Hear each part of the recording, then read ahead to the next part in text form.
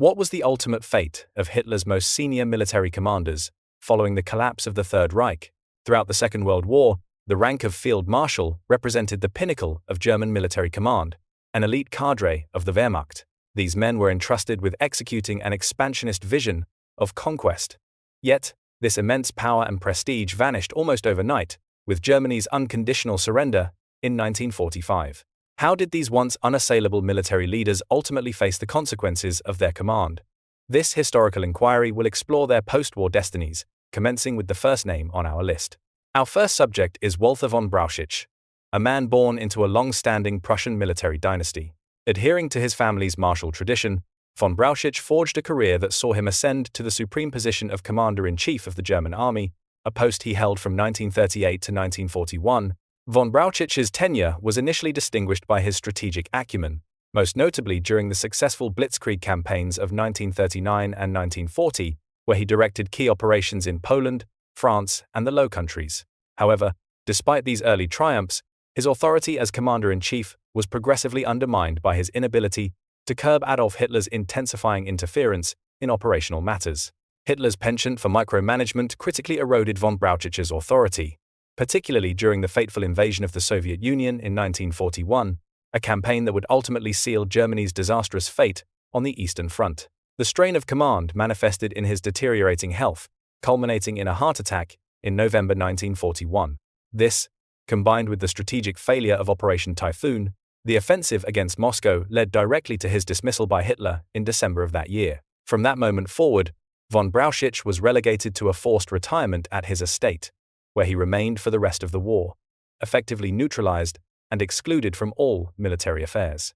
The conclusion of the war heralded a profound reversal in von Brauchitzsch's fortunes.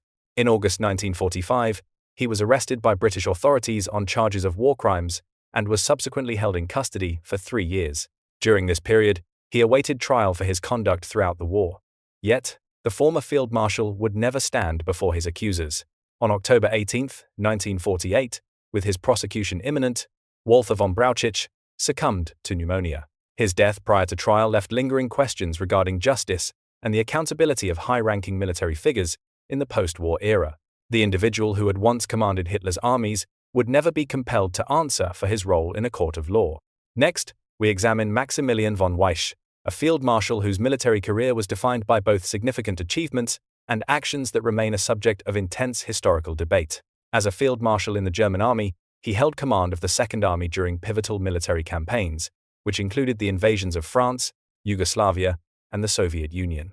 His participation in these operations placed him at the very center of Germany's war machine. By 1944, von Weich was appointed commander of German forces in the Balkans, tasked with the critical responsibility of suppressing the burgeoning partisan resistance movements throughout Yugoslavia and Greece. His command in the Balkans became infamous for its brutal anti-partisan operations, which included widespread atrocities perpetrated against civilian populations. This conduct reflected the increasingly desperate and savage measures utilized by the German military in the final stages of the conflict. Von Weich retired from active service on March 25, 1945, and was taken into custody by American troops in May. During the post-war Nuremberg trials, established to prosecute war criminals, von Weich was slated to be a defendant. He was specifically scheduled to be tried in the United States Army's hostages trial, where he would face charges stemming from the brutal anti-partisan campaigns in the Balkans. Yet, in a perplexing turn of events, von Weich was removed from the proceedings before a verdict could be rendered or a sentence imposed. The official rationale provided for his release was medical reasons, a justification that continues to provoke serious ethical questions about the nature of post-war justice and accountability. Consequently, this decision enabled von Weich to escape prosecution despite substantial allegations of his involvement in grave wartime atrocities. Maximilian von Weich died on September 27, 1954, in Bonn, West Germany, at the age of 72. We now turn to Georg von Küchler, a man whose military career began at the dawn of the 20th century, having joined the German army in 1900. Progressing steadily through the ranks, he accrued significant experience during the First World War and maintained his service in the interwar period, where he cultivated a specialization in artillery. Von Küchler's career culminated during the Second World War, where he commanded the 18th Army and, subsequently, Army Group North. His role was especially prominent during the invasion of the Soviet Union an engagement that, paradoxically, also set the stage for his eventual downfall. Von Küchler's wartime conduct, particularly his severe military directives and involvement in war crimes, would ultimately seal his fate. Though promoted to Field Marshal in 1942, his fortunes turned by early 1944. Amidst significant advances by the Red Army, von Küchler was relieved of his command by Adolf Hitler for his failure to halt the Soviet counteroffensives. Following his dismissal, von Küchler entered a period of retirement. It is a notable historical footnote that during this time, he rejected an overture to participate in the anti-Hitler conspiracy. Following the cessation of hostilities, Küchler was taken into custody by American forces. Unlike many of his peers, he was compelled to answer for his wartime conduct at the High Command trial, where he faced grave charges of war crimes and crimes against humanity perpetrated within the Soviet Union. The proceedings brought to light the full scope of his complicity in these atrocities, which encompassed the systematic elimination of mentally disabled persons in occupied territories. Throughout the trial, Küchler acknowledged the severe conditions within prisoner of war camps, yet he deflected blame by attributing them largely to the harsh winter, a factor he termed an act of God. He further alleged that the army had inflated prisoner mortality statistics in order to secure additional supplies. Notwithstanding these efforts to diminish his culpability, the tribunal pronounced him guilty. Küchler's conviction resulted in a 20-year term of imprisonment. However, his time served was significantly curtailed when his sentence was reviewed and commuted to just 12 years in 1951. By February of 1953, Küchler was granted his freedom, having served less than a decade for his crimes. He subsequently retired to live with his wife in the Garmisch region. His life concluded in Garmisch-Partenkirchen on May 25, 1968. Turning to another prominent figure, Wilhelm Ritter von Lieb was a professional soldier by trade whose military career commenced in the Bavarian army. He steadily ascended the ranks during the First World War, distinguishing himself as a highly competent officer and earning numerous decorations, among them the esteemed Military Order of Max Joseph. This honor conferred upon him a title of nobility, consequently altering his surname to Ritter von Lieb. Lieb commanded Army Group C during the invasion of France in 1940, where he was instrumental in the swift collapse of French resistance. His triumph in this campaign culminated in his promotion to the rank of Field Marshal. On March 30, 1941, Lieb joined an assembly of more than 200 senior military commanders to hear an address by Adolf Hitler. In this speech, Hitler articulated his chilling vision for a war of ideological annihilation to be waged against the Soviet Union. With the launch of Operation Barbarossa, Lieb was entrusted with command of Army Group North. His primary objective was to push through the Baltic states and seize the vital city of Leningrad. Under his command, his forces became complicit in war crimes against the civilian population, collaborating directly with the SS Einsatzgruppen, units tasked with carrying out mass executions. This campaign of terror disproportionately targeted the Jewish populace. Lieb was also instrumental in disseminating the Barbarossa Decree, an order that sanctioned the summary execution of Soviet political commissars and the brutal treatment of Soviet prisoners of war.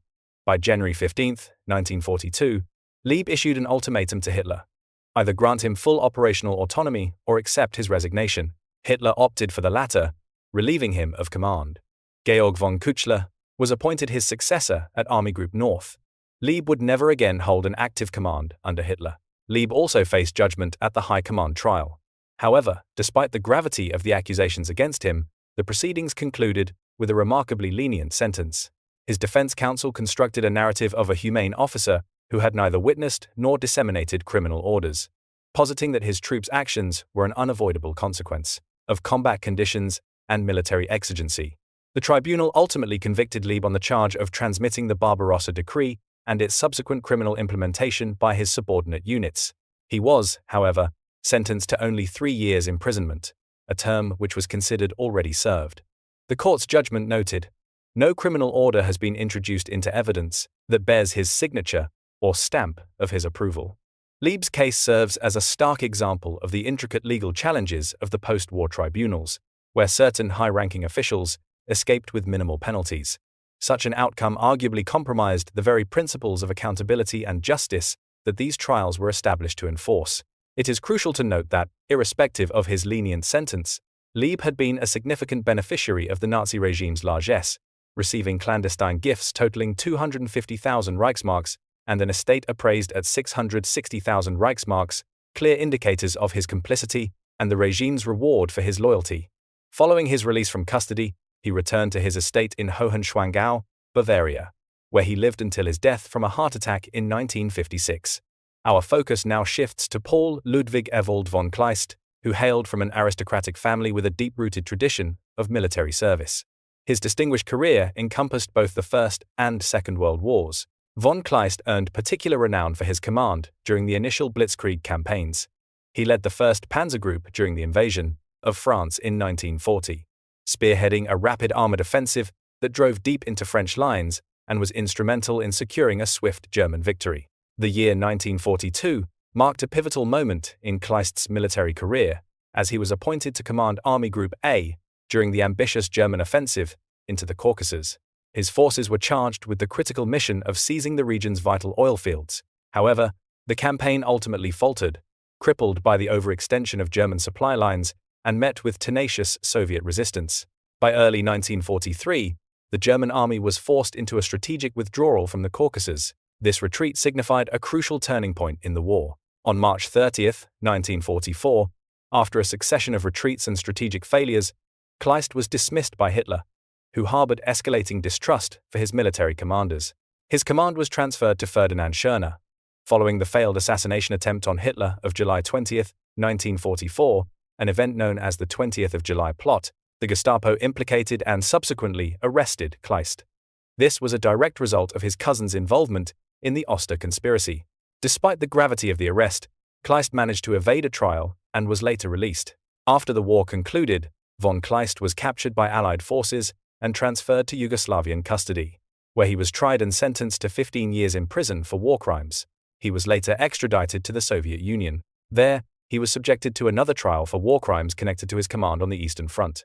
The Soviet court sentenced Kleist to a term of 25 years in a correctional labor camp. Kleist's final years were spent within the harsh confines of Soviet captivity. On November 13, 1954, he died of heart failure while incarcerated at the Vladimir Central Prison. His death gave him the grim distinction of being one of the highest-ranking German officers to perish while in Soviet custody. Turning now to Wilhelm List. Following the First World War, List, like many of his fellow officers, remained in the downsized Reichswehr, contributing to the modernization of Germany's military under the stringent limitations of the Treaty of Versailles. With the commencement of the Second World War, List played a crucial role in the German invasion of Poland in 1939. His operational success in this campaign earned him considerable favor with Hitler. By 1940, he was rewarded with a promotion to the rank of Field Marshal. One of List's most consequential assignments was leading German forces during the Balkan Campaign of 1941. He commanded Army Group A, a formation that was instrumental in the invasions of Yugoslavia and Greece. However, List's command in the Balkans also connects him to the darker facets of the war. The region witnessed brutal repression, mass executions, and severe reprisals enacted against both partisans and civilians. While the precise extent of List's personal involvement in these atrocities is a matter of historical debate, his position as the commanding officer establishes an undeniable link of command responsibility for the war crimes committed by the German forces under his authority. In 1942, List's career came to an abrupt end during Case Blue, the major German summer offensive on the Eastern Front. He was tasked with capturing the strategically vital oil fields in the Caucasus. However, his forces encountered immense logistical challenges and formidable Soviet resistance. When the operations stalled, an infuriated Hitler personally dismissed List from his command. Following his dismissal, List was never recalled to active duty. He was later arrested by Allied forces and stood trial in the Hostages Trial, a tribunal where German generals were prosecuted for war crimes perpetrated in the Balkans. List was sentenced to life imprisonment in 1948, but was released in 1953 due to deteriorating health. However, he went on to live for another 19 years, passing away on August 17, 1971, at the age of 91. This concludes our analysis. Thank you for watching. We trust you found this presentation informative. If you found this topic compelling, we invite you to view our video on what happened to German generals after World War II. Please consider liking this video and subscribing to our channel. We also recommend activating the notification bell to remain informed of our future content on Second World War history. We look forward to seeing you in our next installment.